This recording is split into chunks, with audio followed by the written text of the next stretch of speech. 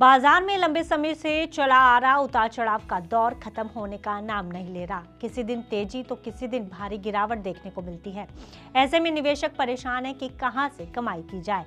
दुनिया भर में चली आ रही जियोपॉलिटिकल टेंशन के चलते बाजार पर भी इसका साफ असर देखा जा सकता है। वहीं विदेशी निवेशक बाजार छोड़कर भाग रहे हैं और पोर्टफोलियो का हाल भी कुछ अच्छा नहीं। ऐसे में रिटेल निवेशक करें तो क्या करें। लेकिन आपको जानकर हैरानी होगी कि इस उतार चढ़ाव के बावजूद भारतीय म्यूचुअल फंड इंडस्ट्री ने फाइनेंशियल ईयर 2025-26 के आखिरी तिमाही यानी कि क्वार्टर 4 फाइनेंशियल ईयर 2026 में एक नया इतिहास रच दिया है। शेयर बाजार की शानदार तेजी और निवेशकों के अटूट भरोसे की बदौलत म्यूचुअल फंड्स का कुल एसेट अंडर मैनेजमेंट अब तक के सबसे ऊंचे स्तर पर पहुंच गया है। क्या मायने हैं इस खबर के आम निवेशक के लिए और क्या ऐसे में ये सही समय है बाजार में और पैसा लगाने का? आइए जानते हैं इस वीडियो में। नमस्कार, मेरा नाम है गुंजन मित्तल और आप देख रहे हैं मनी नाइट। भले ही आम निवेशक बाजार से मनचाहा पैसा ना बना पा रहा हो, लेकिन हैरानी की बात है कि म्यूचुअल फंड इंडस्ट्री के लिए 2026 की जनवरी मार्च तिमाही किसी गोल्डन पीरियड से कम साबित नहीं हुई। म्यूचुअल फंड इंडस्ट्री का कुल एसेट अंडर मैनेजमेंट मार्च 2026 के अंत तक 82 लाख करोड़ के पार पहुंच गया है, जो पिछले साल की इसी तिमाही के 67 लाख करोड़ के मुकाबले 21% ज्यादा है। वहीं पिछले क्वार्टर के मुकाबले भी इसमें जबरदस्त उछाल देखा गया है, जो शेयर बाजार में आई तेजी का सीधा असर है। इसमें सबसे बड़ा योगदान एसआईपी का रहा। हर महीने आने वाली एसआईपी की रकम ने अब 25,000 करोड़ प्रति माह के नए स्तर को छू लिया है।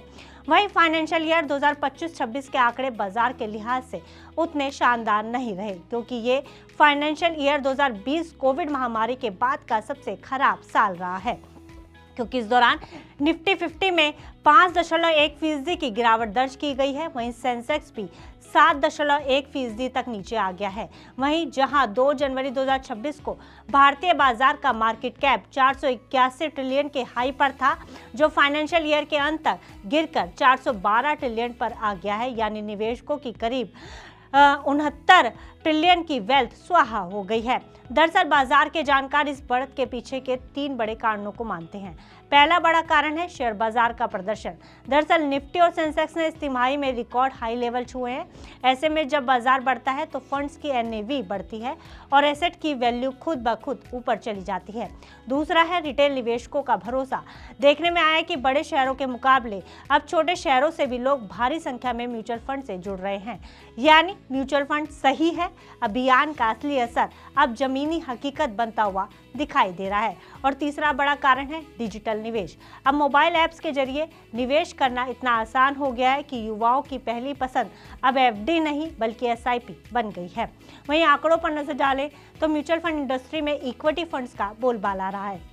इक्विटी ओरिएंटेड स्कीम्स की कुल एसेट में सबसे बड़ी हिस्सेदारी दिखी है, जो लगभग 43 से 45% के आसपास है। इसका मतलब है कि लोग अब जोखिम लेने और लंबी अवधि में वेल्थ बनाने के लिए तैयार हैं। दूसरा, स्मॉल और मिड कैप फंड्स की बात की जाए तो हालिया मार्केट करेक्शन के बावजूद स्मॉल कैप फंड्स में निवेशकों का पैसा लगातार आ रहा है। मार्च 2026 तक small cap category 3.65 lakh crore के एसेट मैनेज कर रही है। वहीं फोलियो की संख्या की बात की जाए तो म्यूचुअल फंड फोलियोज की संख्या अब 27 करोड़ के पार पहुंच गई है, जो भारत में बढ़ती फाइनेंशियल अवेयरनेस का सबूत है। ऐसे में एक्सपर्ट्स का मानना है कि म्यूचुअल फंड में निवेश से पहले वैल्यूएशन का ध्यान रखें। बाजार अपने ऊंचे स्तर पर है, इसलिए फंड मैनेजर्स अब लमसम निवेश के बजाय एसआईपी की सलाह दे रहे हैं। यह आसान भी है और अब सुविधाजनक भी। हाल ही में टाटा म्यूचुअल फंड ने भी अपने स्मॉल कैप फंड में फिर से लमसम निवेश लेना शुरू किया है। यह संकेत देता है कि कुछ जगहों पर अब वैल्यूएशन रीजनेबल हो गई है। साथ ही निवेश का नजरिया लंबा रखें, क्योंकि मार्केट एक्सपर्ट्स मानते हैं कि जो निवेशक 3 से 5 साल का नजरिया रखते हैं उनके लिए अभी भी रिवॉर्ड मिलने की पूरी संभावना है। ऐसे में रिटेल निवेशक क्या करें? तो बाजार एक्सपर्ट्स माने कि बाजार की गिरावट से घबराकर या ज्यादा मुनाफे के लालच में अपनी एसआईपी बंद ना करें। दूसरा, पोर्टफोलियो डाइवर्सिटी का ध्यान रखें। अपना सारा पैसा सिर्फ एक कैटेगरी जैसे सिर्फ स्मॉल कैप में ना डालें, लार्ज कैप और हाइब्रिड फंड्स को भी शामिल करें। तीसरा, इमरजेंसी फंड भी रखें। निवेश बढ़ रहा है, ये अच्छी बात है, लेकिन हमेशा अपनी 6 महीने की जरूरतों के बराबर पैसा अलग रखें।